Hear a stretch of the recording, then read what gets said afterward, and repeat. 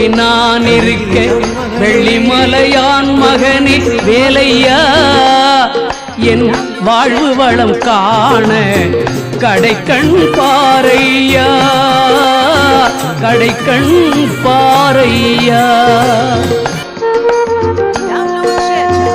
சிறப்புக்குரிய முருகப்பெருமானுடைய பல்வேறு வகையான விரதநாட்களில் ஒன்றாக வைகாசி உள்ளத்திலே நீ இருக்க உன்னை நம்பி நான் இருக்க வெள்ளிமலையான் மகனே வேலையா என் வாழ்வு வளம் காண கடைக்கண் பாரையா கடைக்கண் பாரையா.